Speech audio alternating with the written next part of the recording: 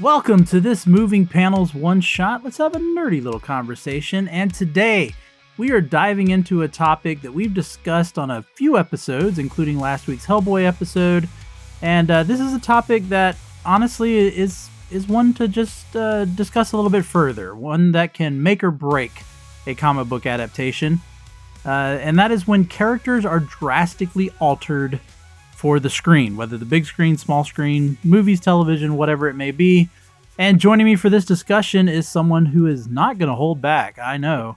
Please welcome, from Pop Culture Roulette, Nicholas Pepin. Well, you know, you had Tim and the Dapper Southern Gent in for Hellboy, yep. So you had to make a change and bring somebody else in for the other episode.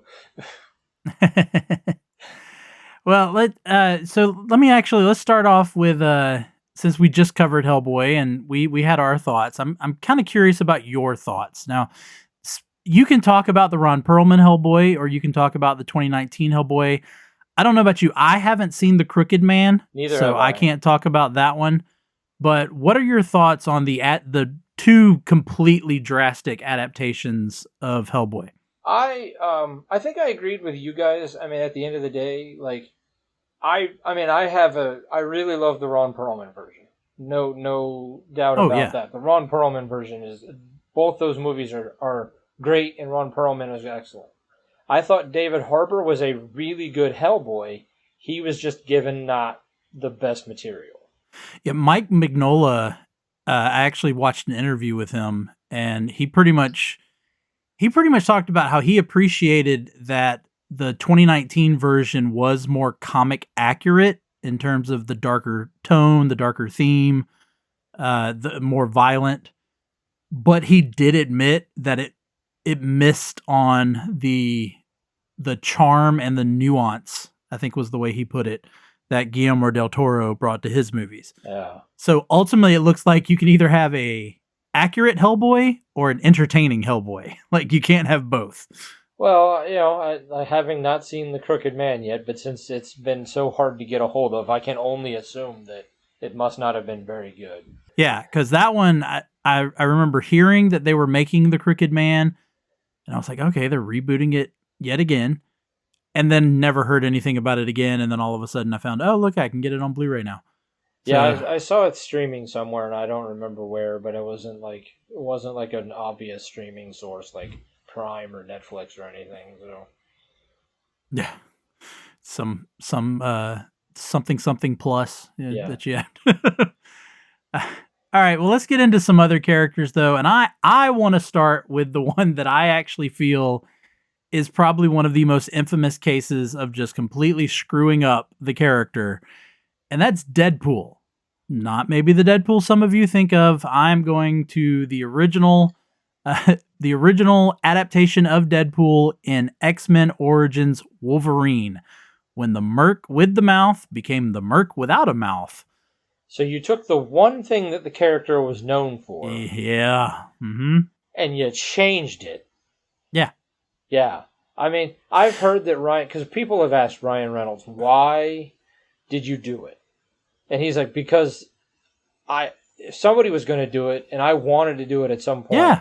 So I had to. And the beginning of the movie was so promising. Right. Because we got those smart aleck quips, like when they're in the elevator. We got the abilities with the sword that he had. I mean, it wasn't Deadpool, but we got a glimpse of Deadpool. Yeah. And Ryan Reynolds' portrayal of Deadpool. And then they screwed it up. Right.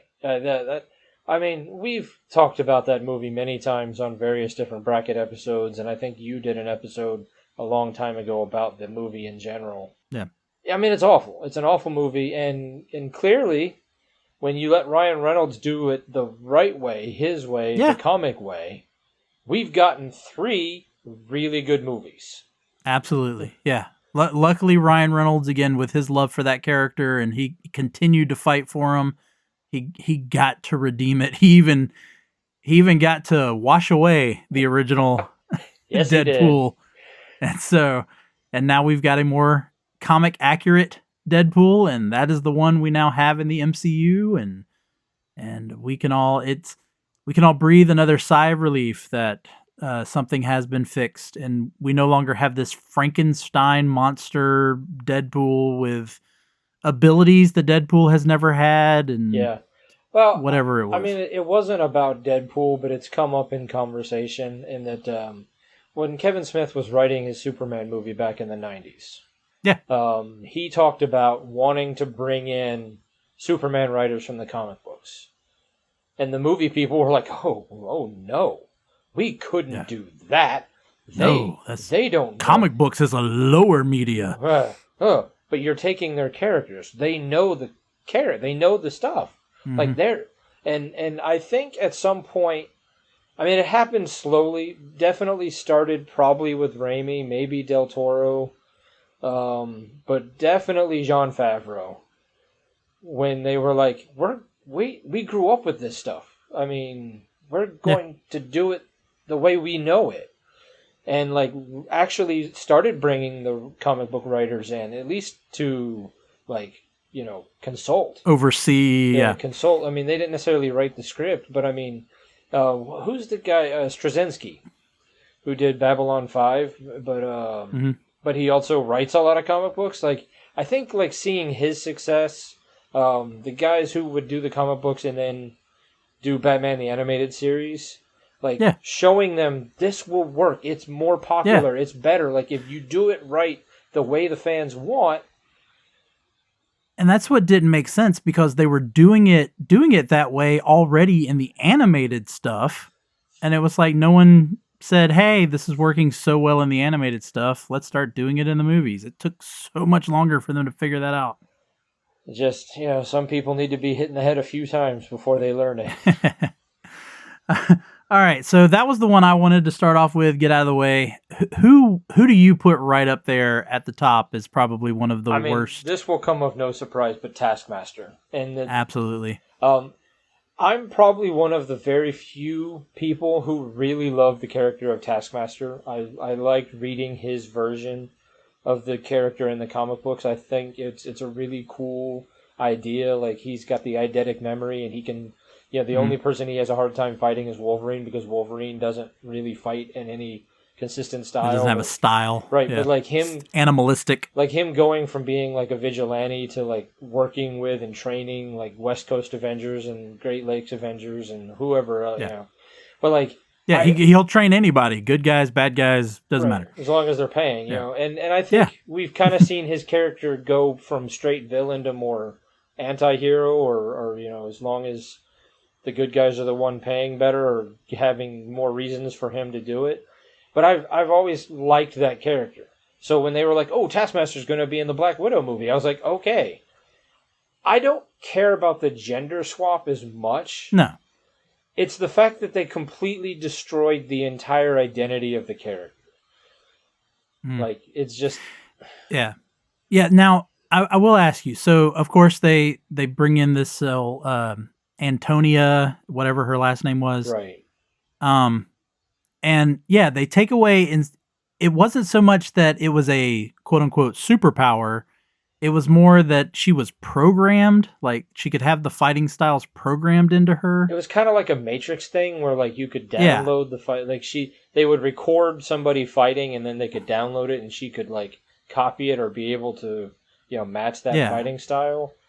But then they tried to give her all this connection to Black Widow and the Red Room, and do you think that giving Taskmaster that backstory is what ultimately failed it? Yes. Okay. Yeah. I mean, it's just, you had a great character. You had a character that could have made it a great... I mean, now it's not Netflix, now it's Disney Plus, but you could have had a great Disney Plus series, like Moon Knight had. There's so many great characters. Like, you don't necessarily have to move Taskmaster over to the movies right away.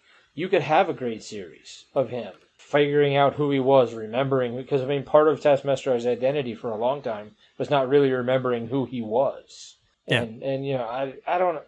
And, like, if they had done the exact same character but just made it female, I don't think I would have cared as much. It would have bothered me. No, that wouldn't have bothered me. It would have bothered me a little bit, but not as much as like basically just going, hey, here's this thing that you love. We're going to put him or her in a vaguely familiar costume.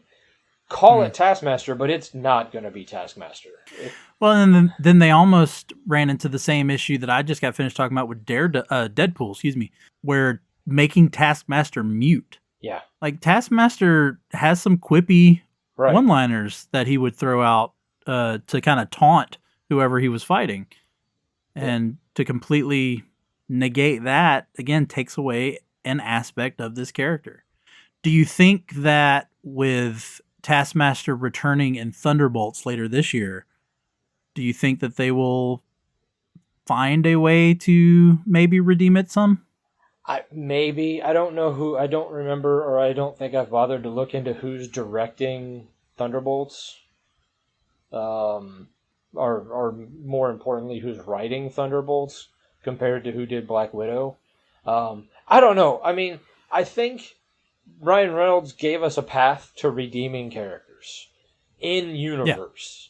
Yeah. Like, I don't know. And unfortunately, what I thought I saw them doing with the Taskmaster thing was not only just taking it away from being a singular character, them like trying to set a model for like anybody can be Taskmaster if we insert this program into their brain. Like, we can kind of have an army of Taskmasters. Yeah, no, that definitely is what they felt. What felt like the plan was. And if that's what you want to do, great, awesome. That could be a fun character. Create a new character. You don't have to use just a character that you heard of from the comic books at some point. Like, I mean, there's plenty of new characters that get created for all these new movies that eventually will find their way into the comic books. I mean, look at, we're not there yet, but some of the Berlanti-verse stuff, like Diggle. Yeah, they created Diggle for the Arrowverse, and then eventually introduced him into the comics. I mean, they did that with Harley Quinn. Right. Harley Quinn got created for the Batman animated series, and now she's one of the biggest characters, in all media associated with Batman. So, yeah, it can be done to create a new character. I see no problem with that. But I will say this. My list, I feel, is more heavy on villains than it is on heroes. Mine is fairly close, to that as well. I think that they love the idea of the villain, but they don't want to do the story. Yeah. I don't know if it's because they don't want to do the heavy lifting, or if they don't seem to understand that what makes the heroes great is having great villains.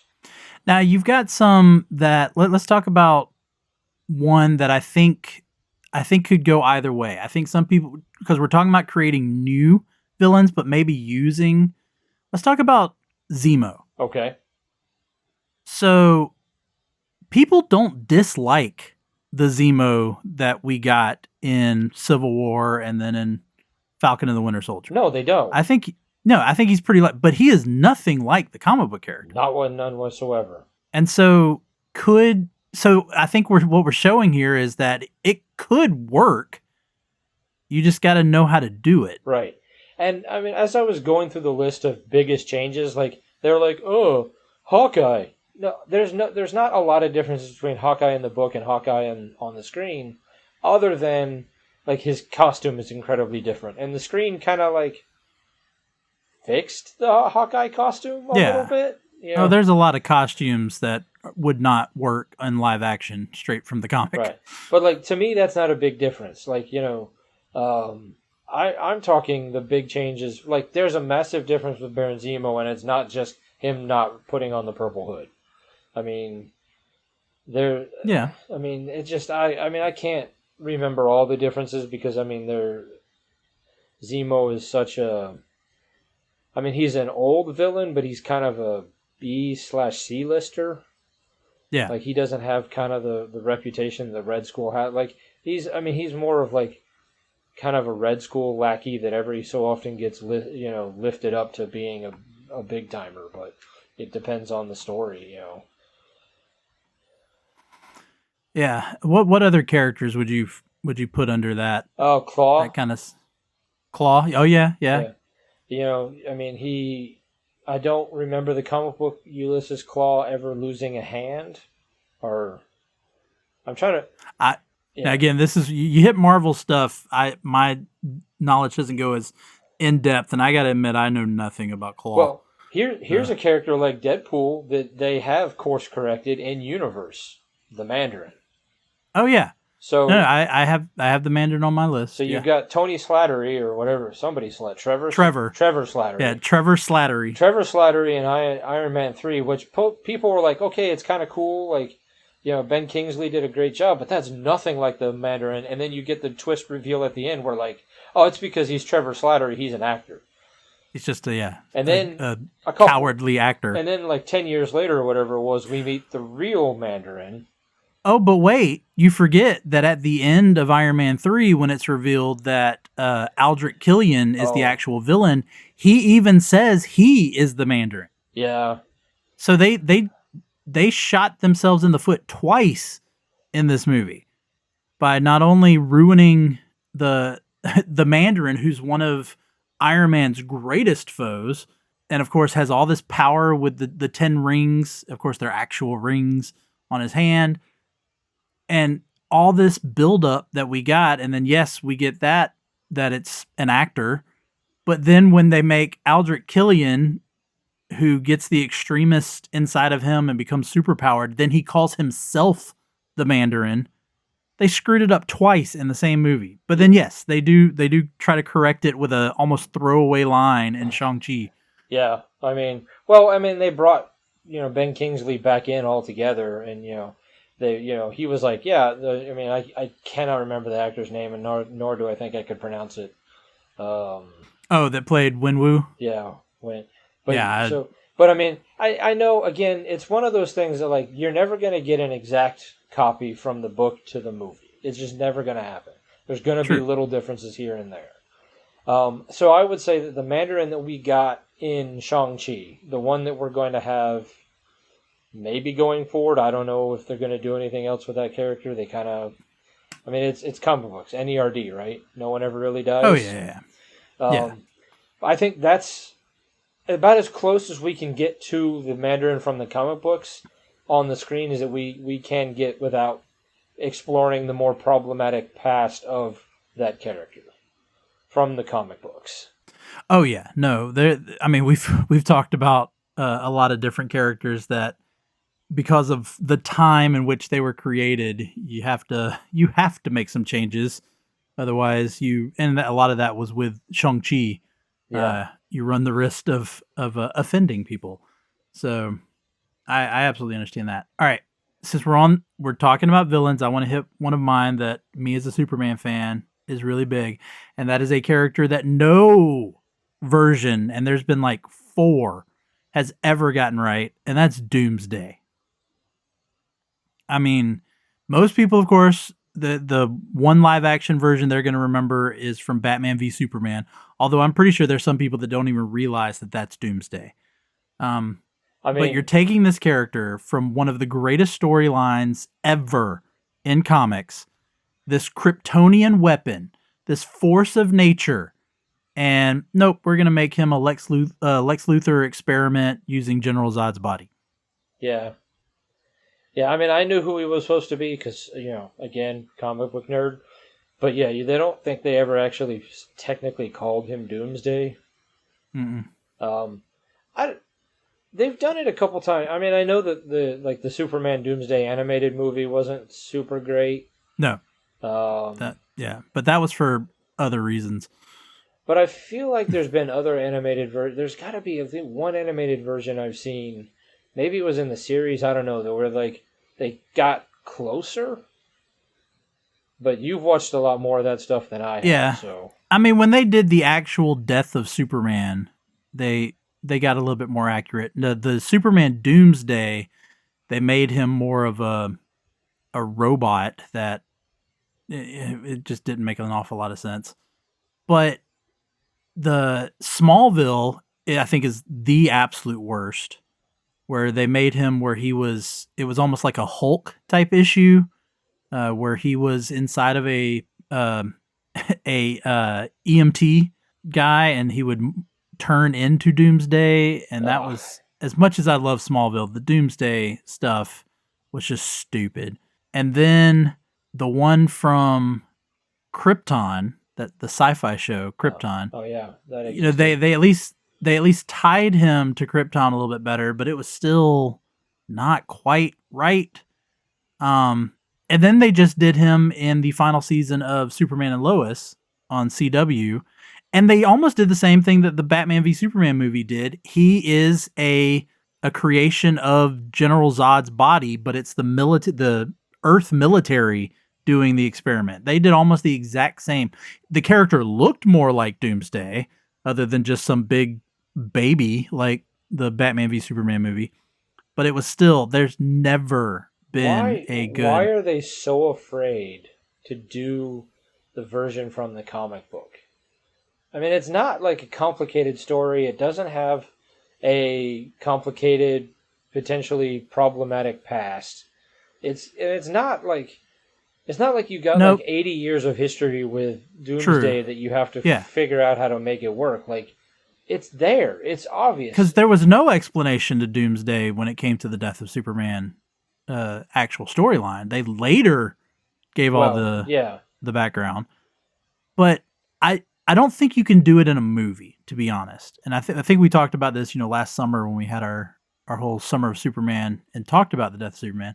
I think it would have to be in a series, and I think Superman and Lois had the best chance of doing it right. And they maybe I think they did well with getting some of the emotion that came with that storyline.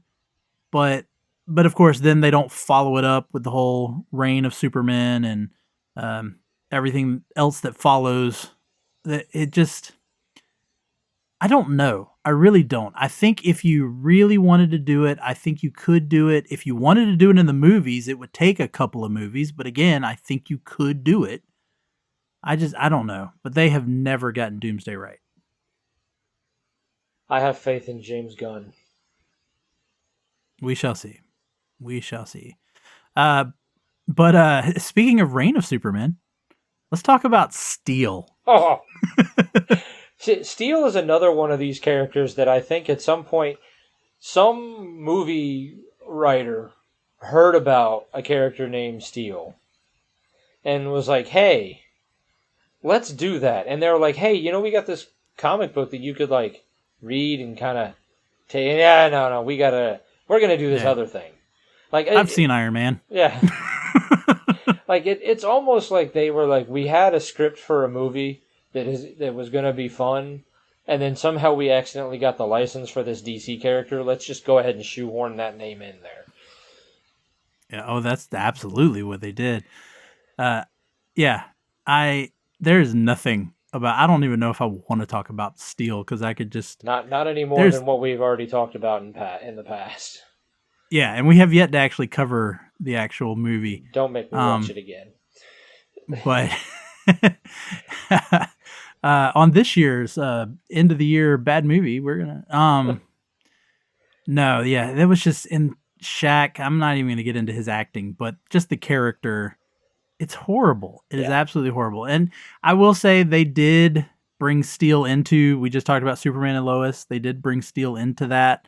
It's slightly better. Still, it's not the Steel that I want, but it is slightly better. I think, yes, like we've talked about, animated has done the best, because Steel on like Justice League Unlimited, like that's been so far the best version, but absolutely none. All right, let's move on. Who else do you want to talk about? Guardians of the Galaxy. Okay, yep, changed every single one of those characters. Yeah, I mean, in fact, Yondu they changed so much that they basically created a second Yondu and based him off the one from the movie and brought him into the books. Yeah. Almost the same. Drax is absolutely nothing. He doesn't even look the same in the comics. He was Arthur Douglas, whose spirit was placed in a new body, which at no point has that been anything come close to talked about in any of the three Guardians movies or the special. Nope. And to my knowledge, he's never had this where he takes everything literal. And there's obviously none of the humor. Like, he is, completely different. But again, they did such a good job with it. It makes me not care as much. Now, granted, when it comes to comic books, the space books, the galactic or the intergalactic books are the ones I don't care about as much. I don't get into them. So like, I never really got into reading Guardians in the first place. So when I went to see the movies... And that was one of the things, that was one of the things when it came out, was you're taking this virtually unknown group and this unknown comic, and you turn it into this movie. And I think that that's one of the reasons why it worked, is because there was almost nobody who had any advanced knowledge about these characters. Right. And even somebody as a big comic book fan, like, I knew the names and I was familiar with some of it, but not enough that, like, when it came out, I was like, oh, that's completely different, or, oh, I can't believe they messed that up. Like, I know Mantis is pretty different. I know that the writer of Mantis was pretty mad about that. But again, I don't care. I think Palm Clementoff's version is better. Mm-hmm. Nebula and Star-Lord are not that different, but they're still different enough. I mean, it's... Yeah. I mean, we could just... Star-Lord's got a good amount of differences, but yeah. I mean, we could start talking about Ego the Living Planet. Basically, a lot, which, as much as I just said I trust James Gunn, is now making me go, do I though? But Creature Commandos has been so good, and the Guardians movies were so good, it makes me not care as much about the change. No, I agree. You know, people can sit back all day long and say, oh, Iron Man was a B-list or a C-list character, blah, blah, blah. Iron Man was like one of the cornerstones of Marvel. Yeah. And so when they did the Iron Man movie, it wasn't like he was a character that nobody knew about. He wasn't necessarily Superman, Batman, Spider-Man level. But he wasn't... Green Lantern, Flash level. Yeah. Like, I mean, he had cartoons, he had stuff. He was a character that people knew about. It was something people recognized. I mean, Black Sabbath did a song. Yeah. You know, so it wasn't... So what? Like, people like to say that, oh, Iron Man was a nobody, he was a nothing. No, he wasn't. He was the director of S.H.I.E.L.D. at the time that they did the movie. So, like, he was a pretty important character in the Marvel Universe. The Guardians were nobody. Even somebody who read and were buying comic books, I was like, I've heard of them, but... Yeah. No, I was the same. I knew absolutely nothing about the Guardians of the Galaxy when the movie came out, other than, name recognition. Like, oh yeah, I've heard of them. I know nothing about them. But speaking of using a lesser-known comic and then making a movie and changing it so drastically that we don't even care, let's talk about The Mask. Right? Yeah, I mean, you did that episode where you had that conversation. But yeah, like, it's the I mean, the question you could ask most people is, did you even know it was a comic book going into the movie when that movie came out? And I would say at the time, most people would have to honestly say, no, I didn't. Yeah. And then, absolutely. And like you pointed out in your episode, they changed the character so much that they've actually gone back and, like, changed the character in the books. Yeah, or they've gone more towards a comedic version of the Mask. He's still hyper violent in the comic, even with changing more towards the comedic side. But yeah, originally when they made the movie, I mean, the comic book was super dark, was super violent. The Mask was silly, but it was this deranged sociopath, like, silly. I mean, because, he just wanted to kill people. And that's absolutely not what we got in the movie. But, and that's, they catered to Jim Carrey and his abilities and what he could do. And it turns it into a cartoonish slapstick comedy, but one that we absolutely love. Yeah. And have no problem with, even as drastically different as it is from the comic book. Yeah, and I'm sure, if I was more versed in the indies than I am, we could probably talk about, Men in Black or Teenage Mutant Ninja Turtles or yeah. I mean, although I would... some similarities in the change of tone and all that with those as well. But I don't know with the Turtles so much as just the change in tone, but the characters are not terribly different from the book to the screen. It just... Yeah. They kidified it a little bit. Yeah. They made it a little bit more family friendly, not as dark as and then Men in Black they made it more of a I will say they'd improved Men in Black. I read through those comics and I hated every single one of them. So I had no problem with the changes to Men in Black. But anyone else? I mean, I know there's a whole lot more out there. Is there any more though you want to hit in this episode? I guess maybe MODOK. Okay. Yep. Quantumania definitely changed up that character. I mean, because MODOK was created by AIM, and we haven't even really introduced ourselves to AIM just yet. We got going back to Iron Man 3 and screwing all that stuff up. That's the only shot of AIM we've gotten. But the AIM was created. What was his name? George Tarleton, something like that. Oh, yeah. But anyway, I mean. And then we have MODOK showing up in Quantumania, where he was created in one of the pocket verses, one of the the microverse from the yellow the remnants of Yellow Jacket. Yeah, the remnants of Yellow Jacket. Which I mean, it was funny and it was amusing and it was it was probably the closest we'll ever get to having a MODOK in the movies. Because MODOK is a deeply silly character. I mean, I know in the video games or in the comic books he's taken seriously, but I mean, he's basically just a giant head floating in a chair. Well, I mean, he does have his little body, but I mean, it's a deeply, deeply silly character that would never work in a serious movie. No, and they have done that with the animated series where Patton Oswalt played, and that was great. MODOK. And I think that's the closest we'll ever get to the comic accurate MODOK because, I really have a hard time believing if they ever do Iron Man. Well, they're never going to do Iron Man 4, but if Thunderbolts have to take on AIM, we're never going to get a serious MODOK. Yeah, probably not. Anyone else you want to hit up? One other's coming to mind for me, and that's Catwoman, but everybody knows how bad Halle Berry's Catwoman is. Yeah, and the problem with Catwoman is that there was 3 different Catwomen in Batman 66. There was one Catwoman in the Batman Returns, in the Burtonverse. Mm-hmm. One Catwoman that we shall not talk about in Halle Berry. And then a different Catwoman and Anne Hathaway in the Snyderverse, not the Snyderverse, in the Nolanverse. Yeah. And we haven't gotten, we did get a Catwoman. Well, no, and now we've got, So, every time they do Catwoman on film, it's a different Catwoman.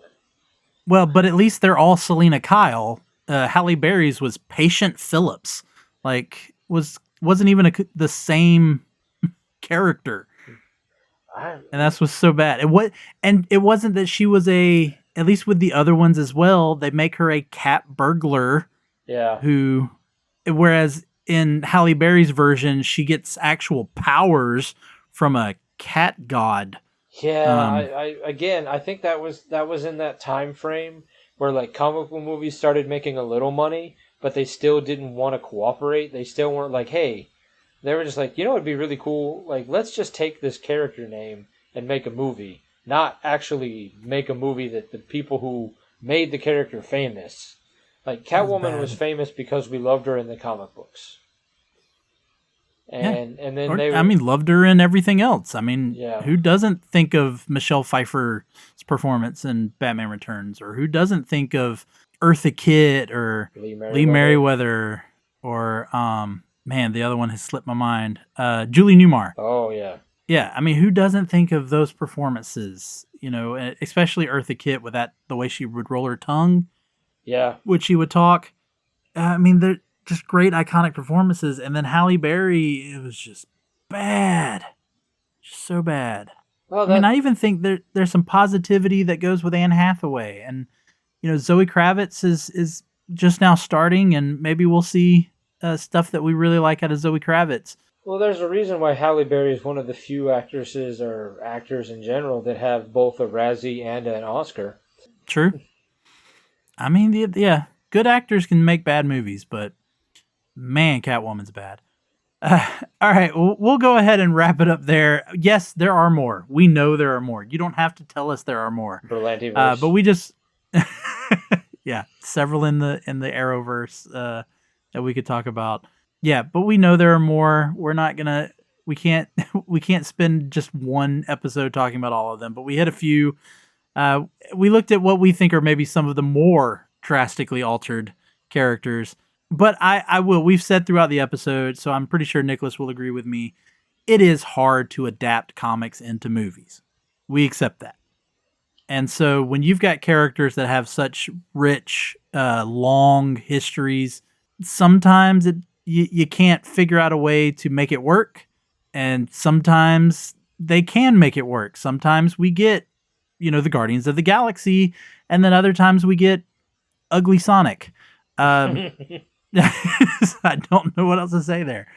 Yeah, I mean, because at the end of the day, like, what works when you change a character is, like, making the character somewhat true to the universe that you're playing in, but, like, not desperately changing everything. Changing things just to change it doesn't work.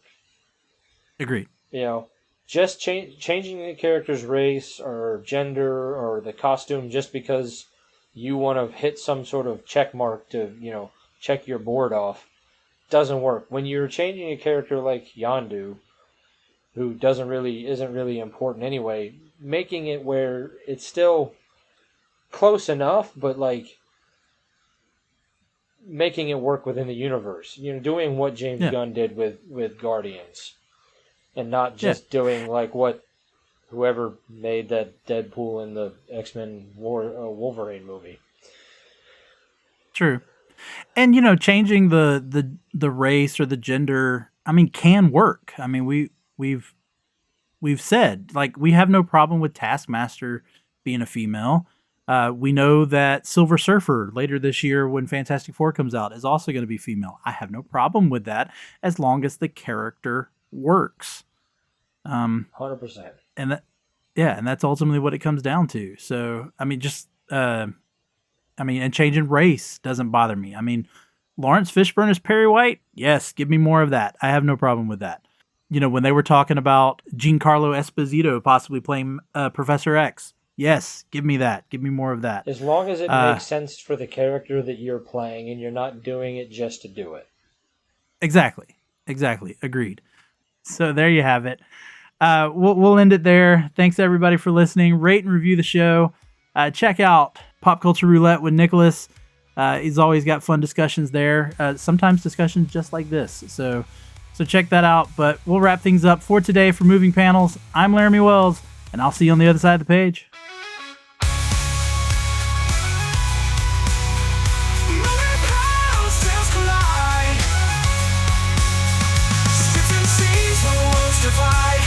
From print to screen, the legends stand. Comic case with the